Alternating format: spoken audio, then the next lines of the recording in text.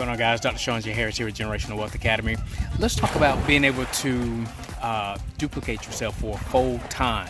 What do I mean by that? Well, let's say that you worked 8 hours a day at $10 an hour. That would be $80 an hour. That's just solely based on your sole ability to perform a task. Well, let's say that we're going to full time by establishing a contract, for an example. So let's say that for that same work, you could contract that work at $20 an hour, pay someone else to do that same task for you at $10 an hour, with your contract cost for $20 an hour. Therefore, you would keep $10. You would give the contractor $10 an hour, so they make $80 that day. You would also make $80 an hour that day. But how do you fold time? You fold time by duplicating that same process. And let's say that you had two other contracts in different locations.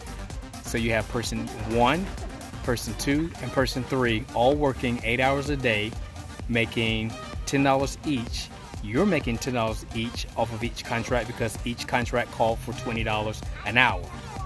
Okay, so location number 1, employee number 1, you're going to make $10 an hour. They're going to make $10 an hour. And subsequently, you'll do the same thing with property 2, employee 2, property 3, employee 3.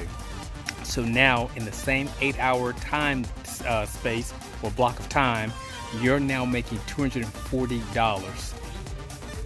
So you see how that works as far as how you fold your time.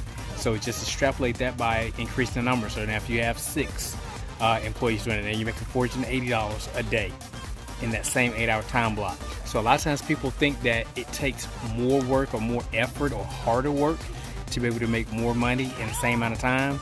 It's easier to make $25,000 in a month than it is to make it in a year. It's easier to make $25,000 in a week than it is in a month. You just have to have systems in place. Okay, guys, I'm Dr. Sean J. Harris.